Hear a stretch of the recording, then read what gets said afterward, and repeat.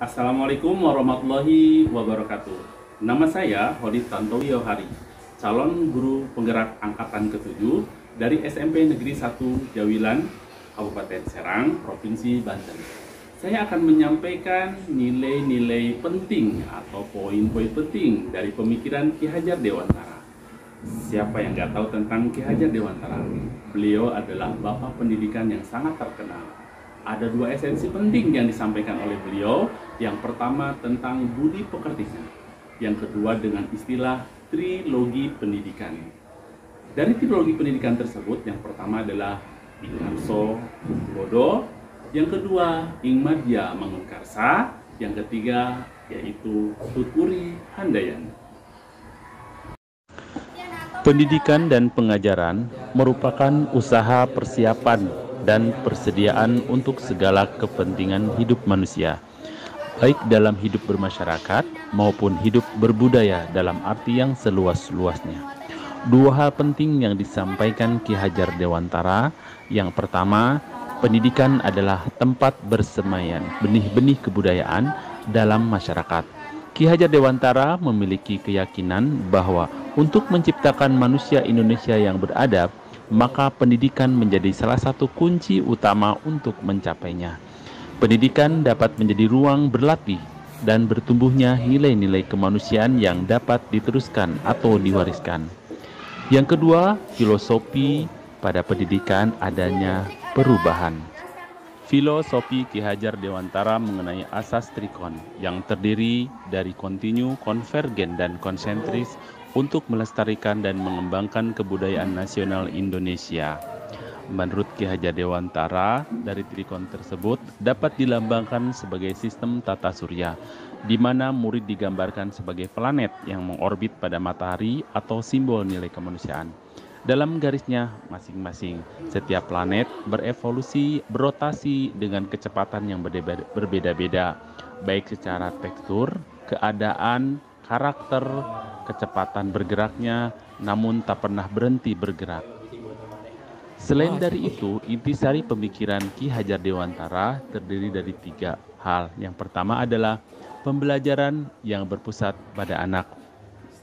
Seperti apa pembelajaran seperti anak? Yaitu bagaimana caranya memberikan keleluasaan dalam berpikir, merancang, menyampaikan, dan mengevaluasi setiap pembelajaran.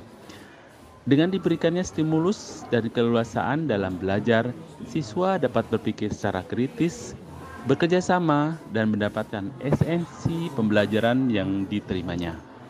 Yang kedua adalah pendidikan untuk menuntut kepada kodrat anak.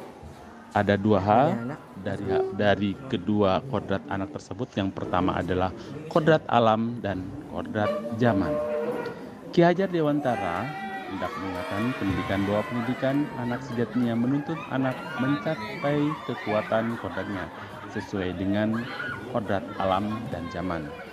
Bila melihat dari kodrat zaman, pendidikan saat ini menekankan pada kemampuan anak untuk memiliki keterampilan abad 21.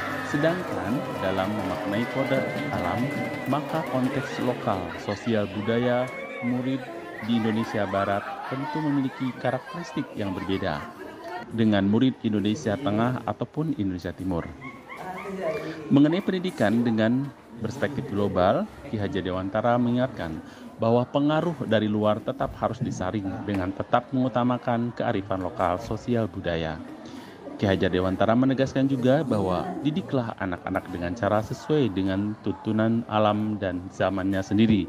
Artinya, cara belajar dan interaksi murid abad ke-21 tentu sangat berbeda dengan para murid di pertengahan dan akhir abad ke-20.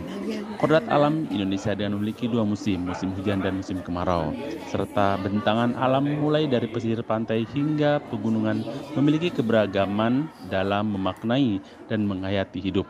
Demikian pula dengan zaman yang terus berkembang, dinamis, mempengaruhi cara pendidik. Yang ketiga adalah trilogi pendidikan. Seperti yang kita ketahui bahwa trilogi pendidikan yang disampaikan oleh Ki Hajar Dewantara yaitu yang pertama Ing Arso Tulodo, yang kedua Ing Madya Mangunkarsa, yang ketiga Tuturi Handayani. Apa tiga trilogi pendidikan yang dimaknainya, pemaknanya? Yang pertama, Ingarso Suntulodo, yaitu bagaimana seorang pendidik di depan menjadi teladan. Yang kedua, Ingmadya Mangunkarsa, artinya di tengah membangun motivasi. Yang ketiga adalah Tutpuri Handayani, di belakang memberi dorongan.